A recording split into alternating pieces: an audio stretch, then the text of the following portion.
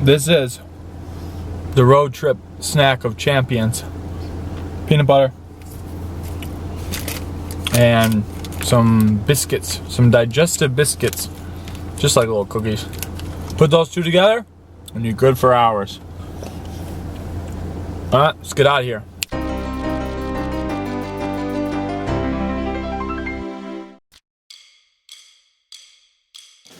This past November, I had some spare time after a conference in London, so I flew over to Dublin to experience Ireland for the first time. I wanted to explore as much of the country as possible, but I only had 5 days to do it. So I met up with a local friend to map out how I could maximize the experience. And this is what we came up with. Bought your rental car? Check. Map of Ireland?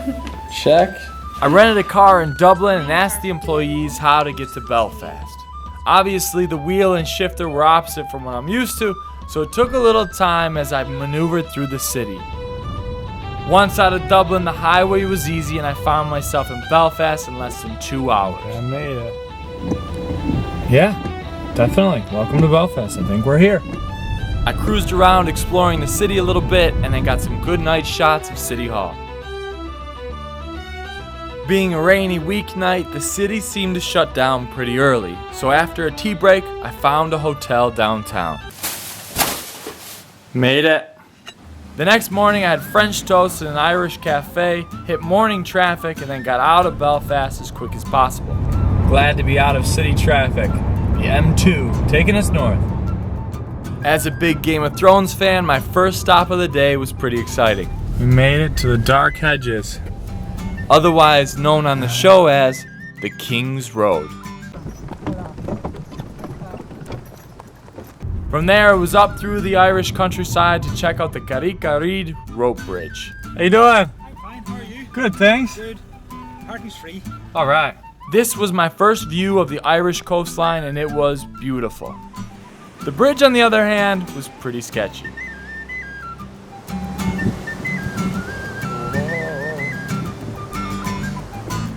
From there, I grabbed a sandwich at the gift shop and then tried to beat the crowd of tourists over to Giant's Causeway. Yes, you're stopping. That's good news. See ya, Chinese tourists.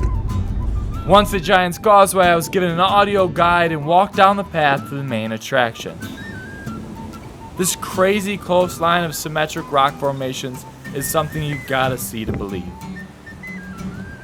The sun stayed out just in time to make another quick stop at the Dunlace Castle just down the road from Giant's Causeway, and I climbed through a fence and down a path to get a better view.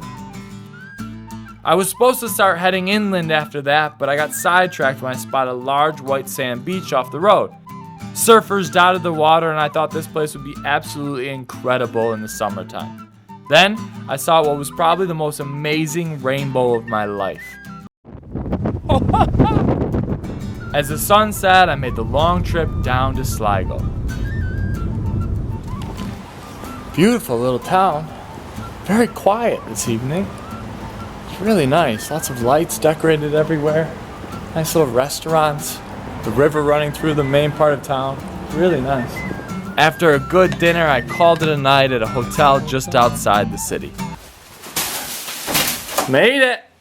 Day 3 started with a swim at the hotel pool and a traditional Irish breakfast. Turns out I was staying right next to the beach in Sligo Yacht Club. Unfortunately, it wasn't the season for either of those, so I moved on down the wild Atlantic way towards Galway. Through the dark, overcast skies, I made it to Galway, where I explored the city and then grabbed lunch at the Charcoal Grill. At lunch, a local guide told me where to get the best views of the city, so I climbed up a hill and watched the clouds roll through. Up there, I spotted a few good pubs and came back downtown to check them out.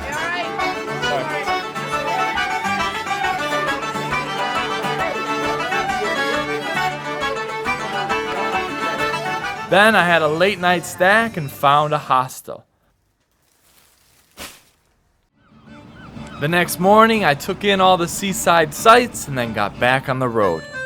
I drove down the beautiful wild Atlantic Way, through the Irish countryside, past old castles, and straight to the cliffs of Moher. The ridiculously dramatic coastline looks like something straight out of a fairy tale. I left the cliffs of Moher and then stopped for lunch at a little pub in the middle of nowhere. It was here that I had the best bangers and mash of my life. With a satisfied stomach, I drove down in the dark to the Dingle Peninsula, where I set up camp for the night. I woke up on day 5 to the coolest little fishing village known as Dingle. I walked around town and had some delicious fish and chips before getting back in the car to explore the coastline via Slea Head Drive. Despite the weather, the scenery was everything I imagined Ireland to be. I came back to town just in time for a good roast at a pub and a quiet whiskey before the chaos. While I sat there drinking my Irish whiskey in peace, in walked a hen party and then a bachelor party, and before I knew it, the pub was packed. The hen. Cops are here. I got to talking with the bachelor and he invited me to join the boys for the rest of the night. I think Doctor wants to have all of you ready. No, she doesn't. Doctor is a dick. You're in for some tip tonight, man. After a few stops, we ended up in a place that was hardware store by day and pub by night.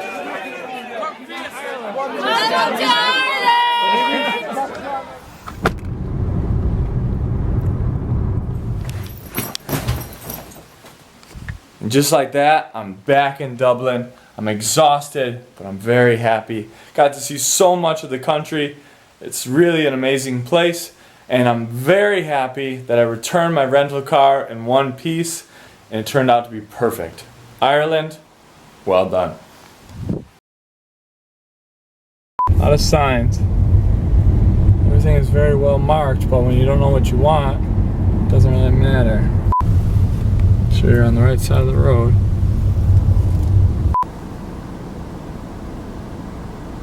Where the hell am I?